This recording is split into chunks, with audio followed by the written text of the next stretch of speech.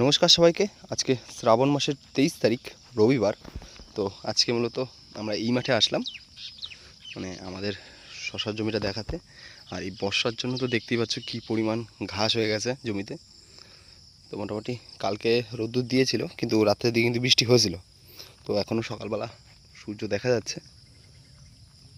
তো মোটামুটি আর গাছ কিন্তু আমাদের অনেকটা বড় হয়ে গেছে। আর গাছ কীরকম ফ্রেশ দেখতে পাচ্ছ, এখনও কিন্তু সাদা মাছি কিন্তু উড়ছে, সেরকম দেখা যাচ্ছে। জানি না কতটা আপনারা বুঝতে পারছেন। মানে মোটামুটি গাছের কোয়ালিটি ঠিক আছে।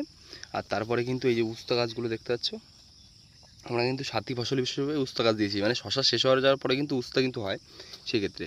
আর আরেকটা জিনিস বলে রাখি, মানে হয়তো এরকম করে দেখা যাচ্ছে, মানে প্রতিটা দিকে গাছ কিন্তু ঠিক আছে, কিন্তু ওই দিকটায় মূলত ওই পাশের দিকটায় কিন্তু আমাদের বেশ কিন্তু অনেকগুলো কপি, প্রায় বলতে গেলে প্রায় 30 থেকে 40টা কপি কিন্তু কোনোরকমভাবে চারা ওঠেনি। মানে আসলে কী হয়েছে, মানে আমরা তো জৈব সার দিয়ে লাগিয়েছিলাম, লাগানোর পর কিন্তু মানে চারা ওঠার পর কিন্তু বৃষ্টি হয়েছিল। আর মোটামুটি কিছু চারা, মানে ওই গুপিগুলোতে চারা ছিল, মানে চারা ছিল বলতে কিছু গুপিতে চারা বৃষ্টির কারণে ওঠেনি, মানে চাপ খেয়ে গেছে। আর কিছু চারা কিন্তু মানে মোটামুটি আপনাদের হচ্ছে মানে পোকামাকড়ে খেয়ে ফেলেছে, এরকম একটা ব্যাপার। তো যাই হোক, মোটামুটি শশা গাছের ক্ষেত্রে কিন্তু মানে যতদিন না মাচায় উঠছে ততদিন কিন্তু থিপস, মাকড় এবং সাদামাছি এই তিনটে জিনিস কিন্তু ঠেকাতেই হবে, কন্টিনিউ ওষুধ দিতে হবে। আমরাও কিন্তু কন্টিনিউ ওষুধ দিচ্ছি, কিন্তু ওয়েদারের সাথে পেরে উঠছি না। সেই ক্ষেত্রে কিন্তু একদিন বাদে বাদে ওষুধ দেওয়ার চেষ্টা করছি। কালকে ওষুধ দিয়েছিলাম, আজকে রেখে আবার কালকে আবার দেওয়ার চেষ্টা করব। গাছে প্রচণ্ড পরিমাণে সাদামাছি দেখলাম।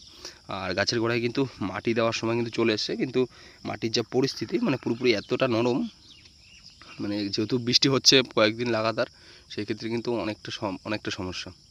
যাই হোক, আর এই সাইড থেকে দেখতে পাচ্ছ আমাদের কিন্তু মাচার কিন্তু খুঁটিগুলো কিন্তু সব, মানে এইগুলো হচ্ছে সাইড থেকে সব দেখতে পাচ্ছ, এগুলো সব গোছ পোতা হয়ে গেছে। আর চারকোনায় যে 4টে খুঁটি থাকে, সেক্ষেত্রে কিন্তু চারকোনায় 4টে কিন্তু খুঁটি কিন্তু দেওয়া হয়েছে।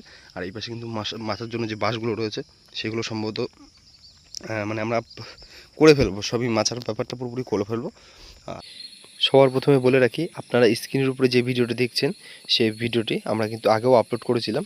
তো মূলত আমরা যখন সকালবেলা শশার জমিতে আমাদের কিছু কাজ বাকি ছিল, সেগুলো কিন্তু করার পরে কিন্তু আমরা বাড়ি চলে এসেছিলাম। তো ভেবেছিলাম যে বিকেলবেলা পুরোপুরিভাবে ভিডিও করে আপনাদের পুরোপুরিটা দেখিয়ে দেবো।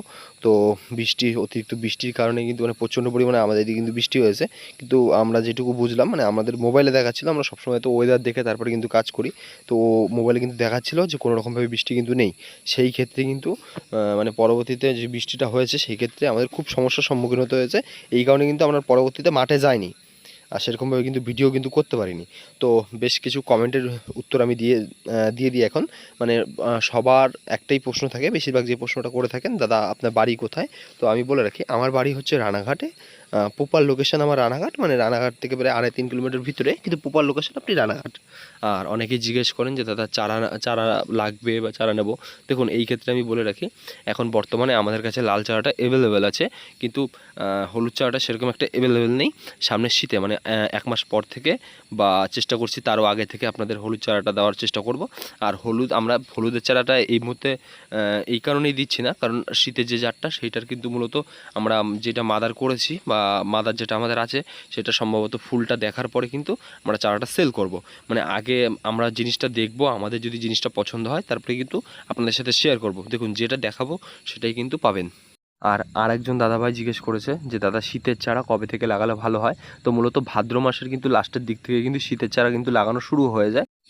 ওইগুলি কিন্তু আগরই শীতের চারা, মানে মোটামুটি আপনি শীতের প্রথম থেকেই কিন্তু ফুল ওটা শুরু হয়ে যাবে মোটামুটি শেষ পর্যন্ত, মানে যতদিন গাছে থাকবে। কারণ বেশ গাছ, মানে আমরা তো মোটামুটি বলে থাকি যে 2.5 মাস মতো একটা গাছ যায়, কিন্তু আমরা বেশ মানে আমরা নিজেরাও এবং কি অন্যদের দেখেছি যে একটা গাছ কিন্তু তাদের যত্নের উপরে সব কিছু হয়। মানে কেউ 3 মাস 4 মাস বা কেউ 5 মাস এরকম রেখেছে, সেটাও আমরা দেখেছি।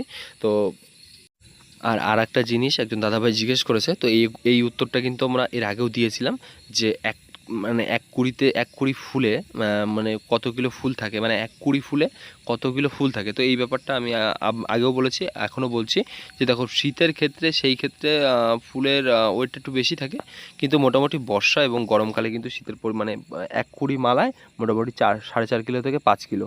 তো মোটামুটি বাজার মালা আর লুজের তুলনায় প্রায় একই হয়ে যায়। মানে আপনি ধরতে পারেন, মানে মোটামুটি 4.5 কিলো থেকে 5 কিলো আপনি যদি ধরেন, তো মোটামুটি এখন কিন্তু প্রায় 200 টাকা থেকে 250 টাকা কিন্তু বাজার চলছে। আমরা যদি মূলত 250 টাকা করে যদি কুড়ি ধরি হলুদ ফুলের, সেই ক্ষেত্রে কিন্তু হলুদ ফুলের কিন্তু লুজ মানে কিলো হিসেবে বিক্রি হচ্ছে প্রায় 40 থেকে 50 টাকা। যদি আমি 50 টাকা করে ধরি, সেই 250 টাকা গিয়েই কিন্তু দাঁড়াচ্ছে।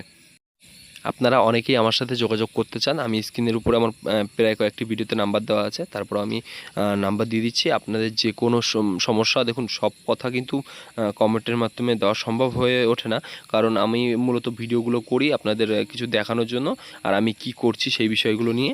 তো যাই হোক, আমি চেষ্টা করব যে প্রতিটা ভিডিওতে আপনাদের কমেন্টগুলো রিপ্লাই দেওয়ার চেষ্টা করব। আর তার সাথে কিন্তু আপনারা যদি মানে আমার সাথে যদি যোগাযোগ করতে চান, সেক্ষেত্রে স্ক্রিনের উপরে একটা নাম্বার দিয়ে দিচ্ছি, এই নাম্বারে আমার সাথে যোগাযোগ করবেন আপনাদের যে কোনো সমস্যার সমাধানের জন্য। আশা করি সাজেশন আমি অবশ্যই দেবো আপনাদের, বা আমার কাছ থেকে আপনারা চারা নিতে পারেন। তো চলো, দেখা হবে নতুন কোনো ভিডিওতে, ততক্ষণের জন্য ভালো থাকবেন, সুস্থ থাকবেন।